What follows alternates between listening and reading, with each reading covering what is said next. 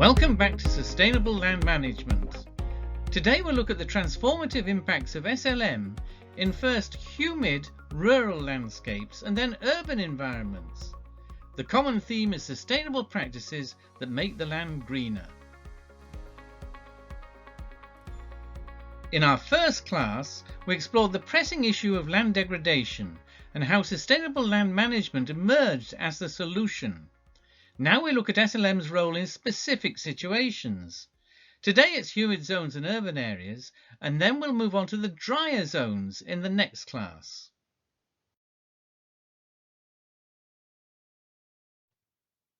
Just a reminder of what SLM is. You may be getting to recognize this picture from the highlands of Kenya, with all the greenery covering the lands so well. That's SLM in one snapshot. It's simply looking after the land to maintain and improve its functions. So today we'll start with a formal definition and look at the impacts that SLM can have. Then it's a guided tour around SLM in humid, that is the wetter areas, studying support structures, terraces and so forth, and in-field practices to be explained. And we end up with some rather interesting insights into urban agriculture. That will be new to many of you. Lots of rich case studies throughout. That's the style of this course. But this is now the official definition of SLM, at least the one that is most commonly referred to. It's from WOCAT and has evolved over the years. The Intergovernmental Panel on Climate Change, the IPCC, has adopted almost exactly the same wording.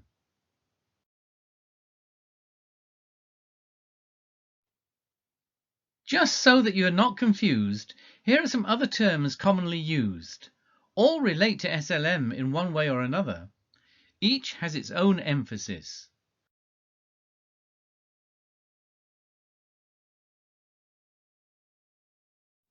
But SLM is, if you like, the umbrella term and houses the technical toolbox for all.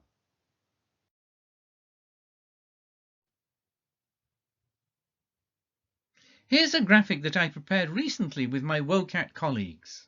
It aims to show how SLM arrives at its destination, that is, achieving land degradation neutrality and contributing to ecosystem restoration. Along the way, so to speak, SLM achieves environmental and social co-benefits, the 6 parameters in the center of the diagram.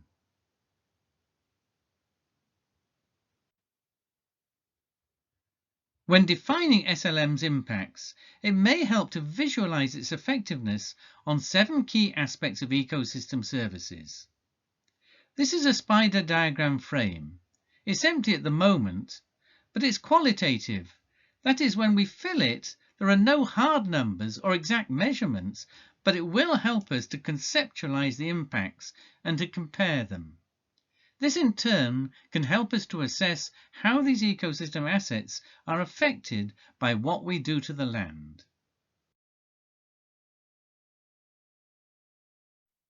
So, let's consider a pristine ecosystem that's being transformed into farmland. That may be grasslands, peatland, or more probably a primary forest that is basically undisturbed by human activities. Primary forests boast a significant amount of biomass, and they continually grow and replace dead trees and plants. But in some underprivileged regions of the world, the economic benefits of forest will not be valued as much as farmland.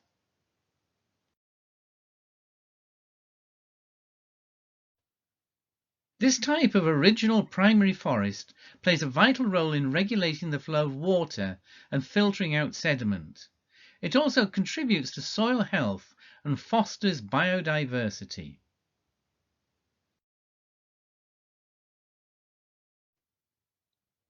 Let's now assume a situation where primary forest is being cleared for agriculture. That is, the forest trees have been cut and the land has been prepared for planting crops or perhaps for raising animals.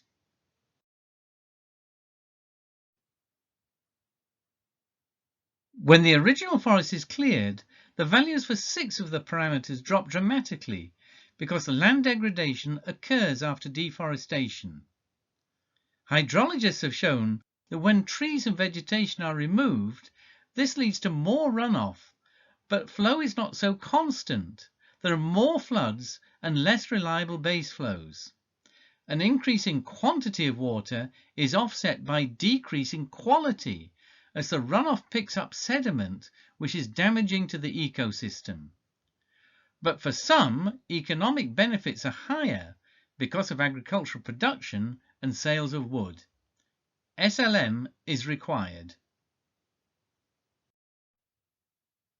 Here are photos to demonstrate 2 of the changes during the transition from primary forest to agricultural land use. First, we see a silt-laden flood from land converted to farming in Rwanda. Clearly, there is a large amount of water, but its quality is very poor because it is mixed with sediment, a negative impact. And second, we see food produced for the market from converted forest in Papua New Guinea. So there are some social and economic benefits from forest conversion to some people.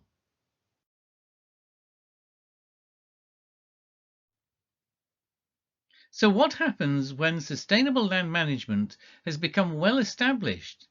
That is when the land users follow the principles and the practices of SLM, and they tailor their land use to be more efficient and effective in the long term, as in this very well maintained smallholding. Well, SLM will ensure greater productivity and sustainability, that's in its name of course, over the long term. And gradually all of the ecosystem assets will improve.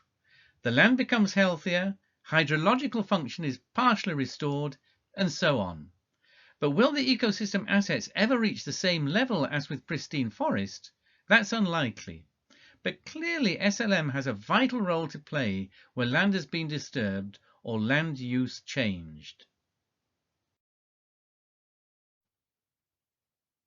And here again are some photographs to demonstrate 2 of those points: healthy soil under mulch in Australia and sustainable yields of crops, maize in this case, from the land in Zambia. If we look at rain-fed agriculture, there is a continuous variation in terms of water availability. Where it's the wettest, rainfall runoff will need to be carefully drained out of the system. Where there's only just enough water, then in situ moisture conservation is required. It's in those 2 situations where our attention will be focused today. Where it's very dry and no irrigation is possible, then water harvesting comes into play.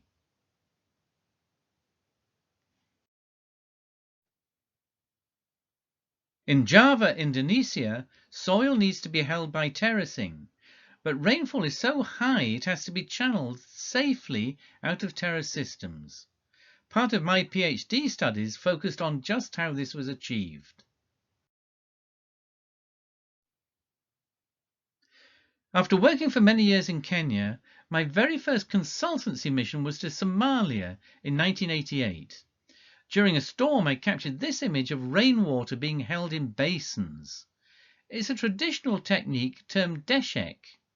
Note, by the way, the agroforestry system in the background. We're going to be talking more about agroforestry later in this class. And this is the third situation, water harvesting, where rainfall on its own is not enough. But that's for our next class.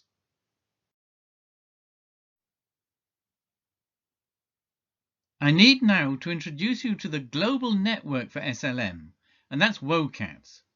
WOCAT houses the official SLM database and collects data through its partners in the field, making sure that technologies and related approaches are documented systematically in a standard form.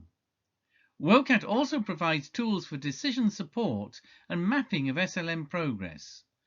There are also a number of key analytical publications available online. We'll be talking a lot more about WOCAT during this course. So now let's look at some of the technologies in SLM. We'll begin with what we call support structures. Well, this is a drawing I made when I first started teaching SLM. It shows a cross-section of a field with support structures or cross-slope barriers, and then in between them in-field practices. Let's focus first on support structures. We'll look at those in-field practices later, and you could argue that they're even more important.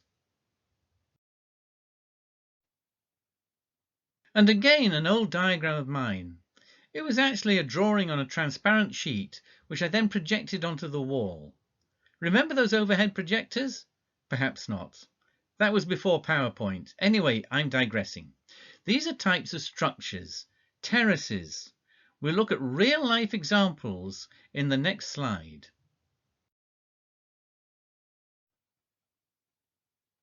Terraces are the best known examples of structures used under SLM. They were by far the most important component of soil conservation schemes in the 1950s through to the 1980s. And of course, many terraces also stem from ancient traditions.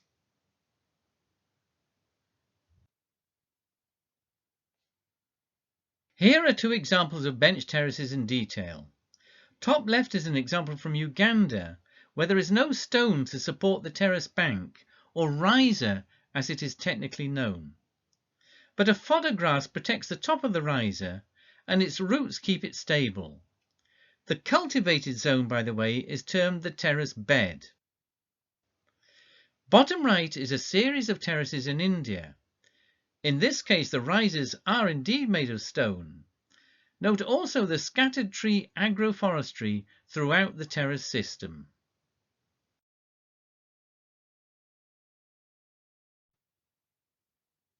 In India, and commonly throughout Asia, terraces are associated with irrigation, and in particular paddy rice production. The terraces are surrounded by earth bunds which hold water throughout the growing season. Rice tolerates waterlogging, and the water helps to kill the weeds. The Ifugao rice terraces in the Philippines are an ancient traditional system constructed on very steep hillsides. They are now visited by agro-eco tourists. That's people who come to admire the engineering achievement. In fact, it's now a UNESCO World Heritage Site.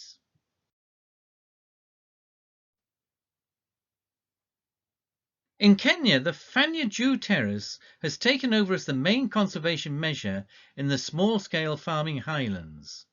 Soil is excavated along a contour ditch and then thrown upwards to form a terrace bund. In eastern Kenya, volunteer women's groups have been the main source of labour, singing as they work, and moving from one member's farm to another. From the air, the Fanya Juu terraces can be seen to stretch across a cultivated landscape. Often fodder grasses are planted on bunds, and bananas and other fruit crops may be grown in the ditch where water tends to accumulate. In South Africa, a tradition of stone wall terracing has emerged over the generations. The local Venda people understand the usefulness of holding back soil and water, and it's simultaneously a way to remove stones from the fields. They've received no training and no advice. This is local innovation. And in Morocco, we can witness a similar strategy. But this is current land reclamation, carried out by local groups. Just look at the 4 stages of development.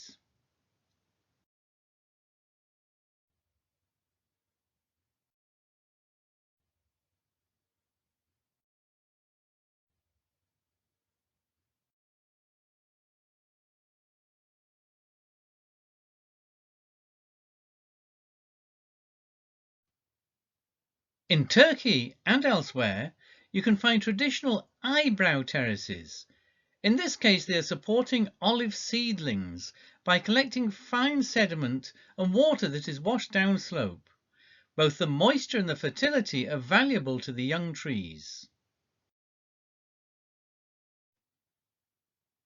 A system of terracing introduced to Africa from America in the 1950s and 1960s was graded terracing, which diverted runoff to a waterway. But these channel terraces were made by machine. They cut across land without respect for farm boundaries, and what's more, they drained away useful water in dry areas. Landowners did not maintain them, and most systems were abandoned and fell into disrepair. Here's another old slide of mine with other types of structures. The first three are vegetative types of cross-slope barriers. The last one we'll come to in a minute. Cross-slope vegetative barriers trap sediment while letting excess water pass through. Bench terraces, in fact, may develop naturally. Just look at the height difference between the maize to the right of the picture and the maize below on the left. Here, indeed, a terrace has begun to form. Where livestock is controlled, a better, more nutritious grass can be used.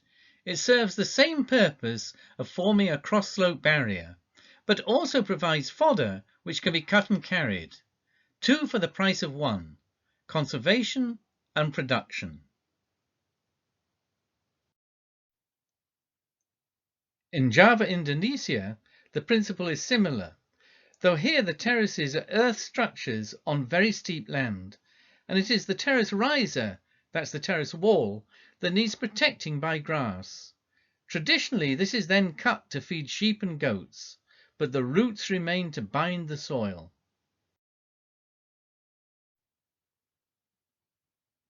But farmers are not alike the world over. Some of them may not like structures in their fields, and this is the case from Gujarat, India, where the preferred system is to build field-end walls. At least this keeps soil in the field, but the end result is a very rich and moist area close to the wall and dry, eroded land upslope. And now, let's look at the role of in-field practices in SLM. So, back to my old drawing that you may recognize from earlier in this class. I want to draw attention now to in-field practices. And these days we're trying to increasingly emphasize these as they combine conservation with production. And farmers like that. Here's a sample of some in-field practices. We will look at real-life examples of two of them.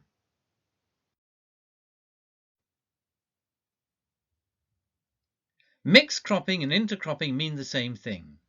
That's combining more than one crop in the same piece of land. An advantage is that it avoids the risk of a monocrop failing. Another is that different crops make better use of the available resources. One, for example, may be deeper rooted and therefore use nutrients from a different layer of the soil. Another crop may start more slowly but have a longer growing season, and so it competes less for the available nutrients and water later. Many traditional systems use this strategy in order to avoid risk and optimize production overall. This is cover cropping of a legume under rubber trees in Indonesia.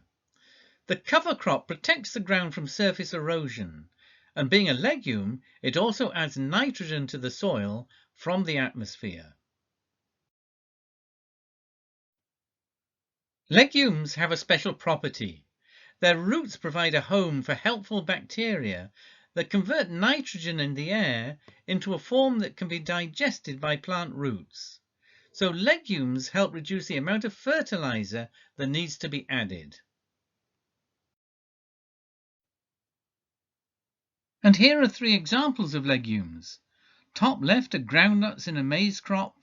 Top right are the seeds of a soya bean, which will grow in many settings. and bottom right is Canavalia, a type of bean planted between pineapples in this case. A full crop cover is desirable for various reasons. First, it helps prevent splash erosion and runoff. Second, it improves the amount of water that is used productively through transpiration or green water flow. And therefore, third, it increases water use efficiency, WUE. Here are some more infield practices. Let's consider manures and compost first, then move on to mulching, and after that agroforestry. Finally, in this section, we'll consider conservation agriculture, a key form of minimum tillage.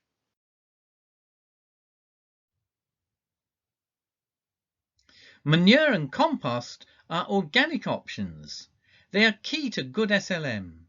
From large-scale mechanized agriculture to the smallest scale home garden, recycling animal and crop waste is beneficial to soil health, water holding capacity, and nutrient content.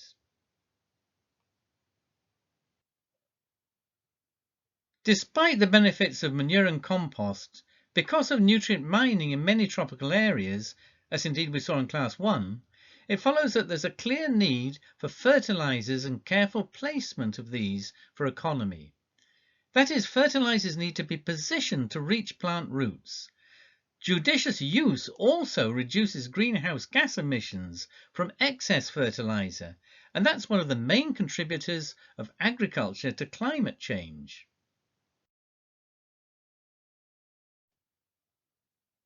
Mulching, that's covering the soil with vegetative or other material, is extremely important in small-scale farming in the tropics, and in other parts of the world too.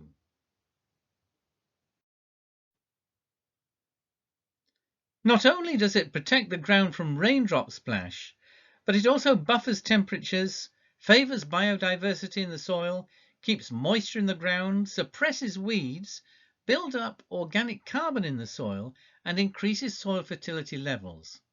The list goes on. There are an enormous variety of crop residues and organic materials that can be used.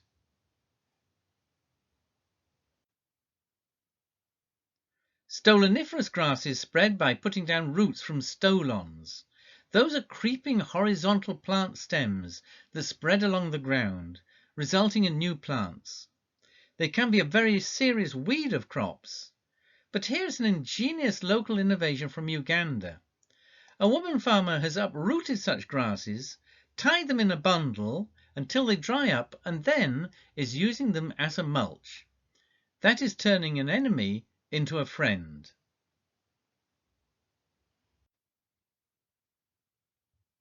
Mulching can make use of a very wide variety of materials. In Lanzarote, one of Spain's Canary Islands, volcanic tephra is spread over the surface of fields by farmers.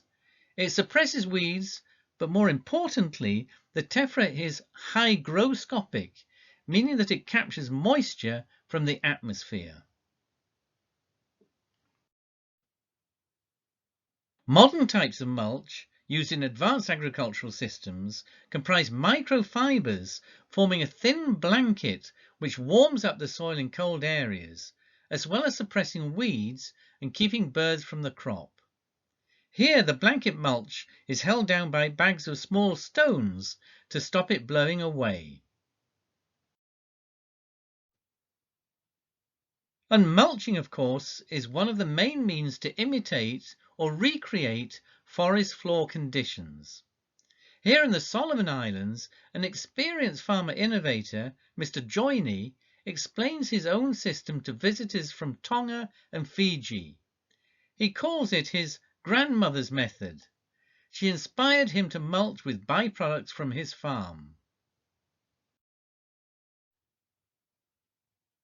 And just look at the difference in soil moisture between land that has been mulched and that has been exposed to the sun. This example is from Australia.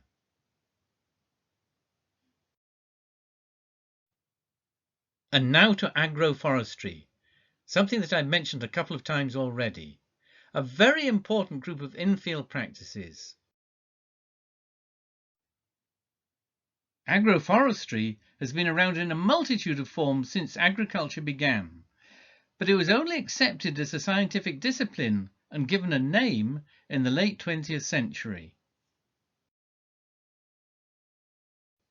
Agroforestry can be very simply defined as trees within productive systems. That's trees mixed with crops or with pastures or in rangeland. There are many benefits from agroforestry, and that is why farmers have practiced it for thousands of years.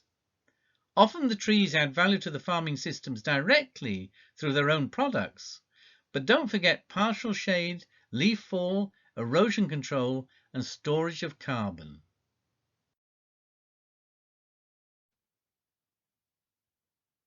Agroforestry is massively important globally.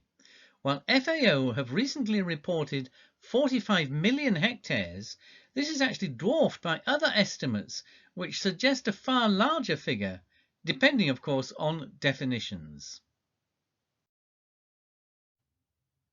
Here are examples of agroforestry from all over the world. Look for it and you'll see it everywhere, but in different shapes and forms. So here are systems from Indonesia, Ghana, India, and Papua New Guinea.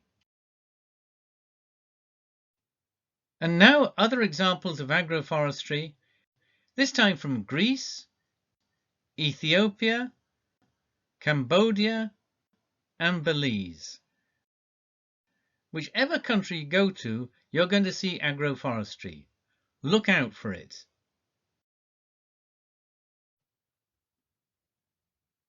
Fiderbia albida is a very special tree that is indigenous to much of Africa. It's a legume, so it fixes nitrogen in the soil, and unusually it loses its leaves in the growing season, so it doesn't shade out the crops below. It also produces large and nutritious seed pods that livestock feast upon. Local farmers over Africa preserve this tree in their traditional agroforestry systems. It's sometimes even called the fertilizer tree. Here's another example, trimming branches from a tall acacia in Kenya. Not only is shade reduced, but the leaves can be fed to goats and the branches sprout and grow again. It's typical of a practice that would have been seen as destructive by the scientific community just a few years ago.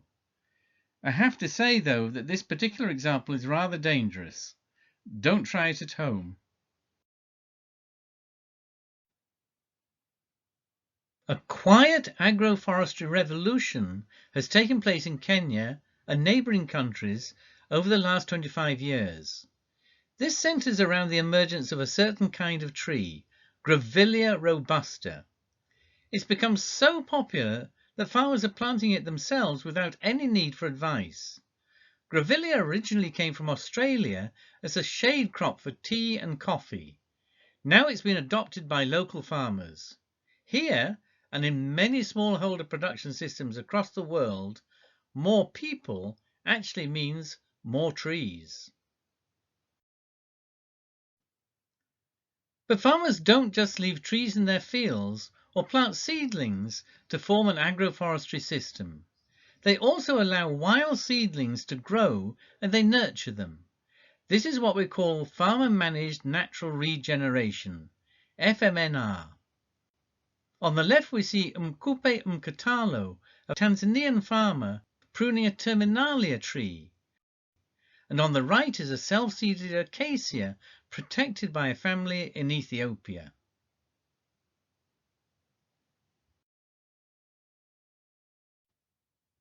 Conservation agriculture, or CA, is a specific combination of three principles, or pillars as they are termed by FAO.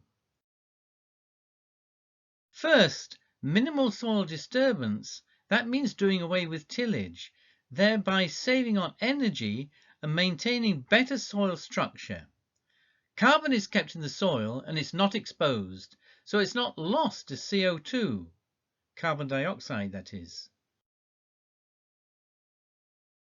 Second, the soil surface is permanently covered by crops or by mulch, and this keeps weeds under control and moisture in the ground. Third, crop rotation or intercropping is standard good agronomic practice. From the three principles of CA and their interaction in practice, there are multiple and overlapping benefits.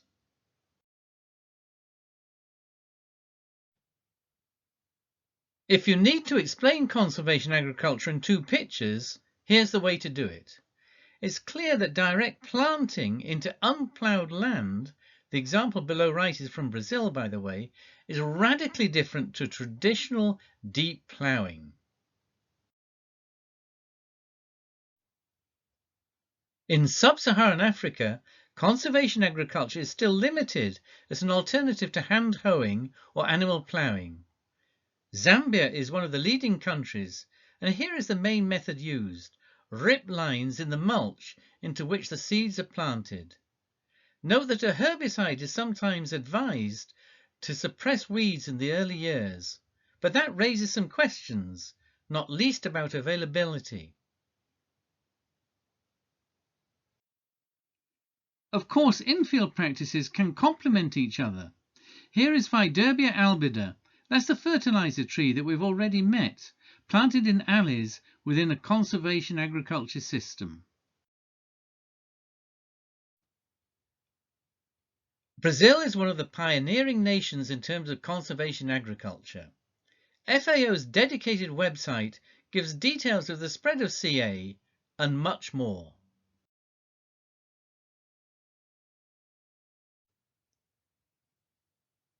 In summary, conservation agriculture has huge potential, particularly in medium and large-scale arable farming. It is ever increasing worldwide with multiple benefits, but it is no silver bullet solution. A series of constraints limits its application in small-scale farms, especially in the dry tropics.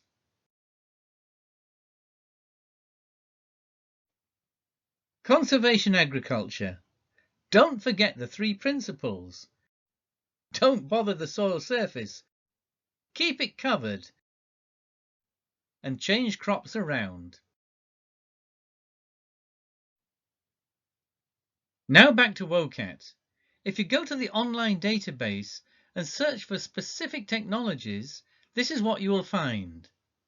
You could also look for a given country and trace what type of SLM practices have been reported there. You could even add to the database yourself, and that would be welcomed. Moving on now to something quite different for the last part of this class. That's urban and peri-urban agriculture, or UPA, which takes place worldwide in one form or another.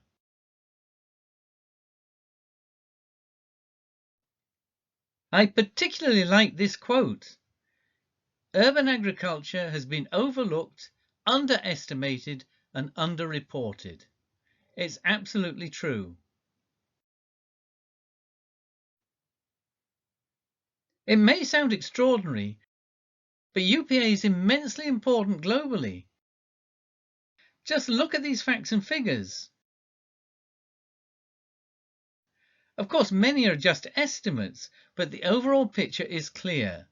Urban and peri-urban agriculture must not be ignored, and SLM has got a role to play in making it more sustainable and more productive.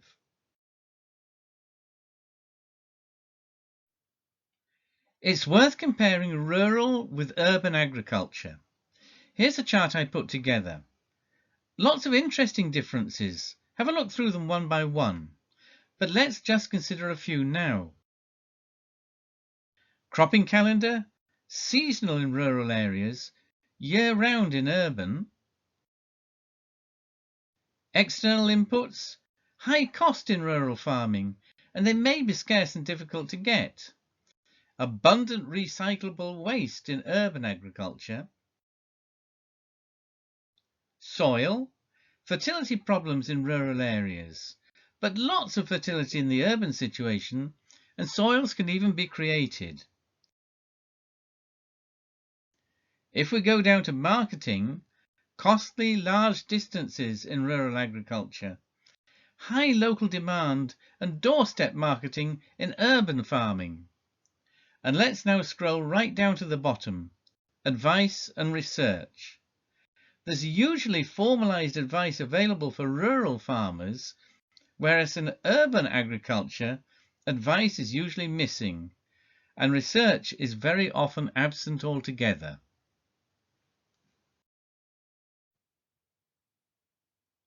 Uganda is proud of its urban agriculture strategy, and I've supervised many of my master's students who've studied it themselves.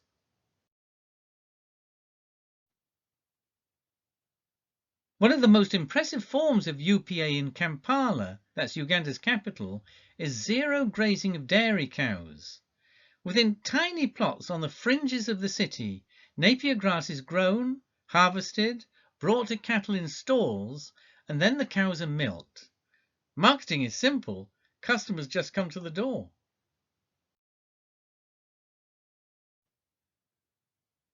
The situation is similar in Ethiopia. Here, however, a different type of grass is being grown just outside a village. Innovation is characteristic of UPA simply because there is often no extension agents and no advice ready to be given to urban farmers. Growing mushrooms under a bed, well, that's a very clever idea. Urban soils are often soils that are created by people. Thus we call them anthroposols, anthropo meaning human. Fertility comes from organic wastes, but watch out for toxicity from, in this example, old batteries.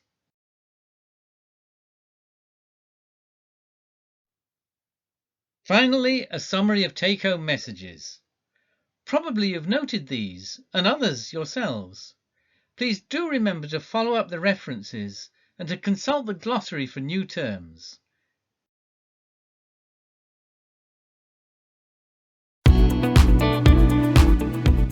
Next time we'll look at SLM in dry areas, and that's in class 3. Bye for now.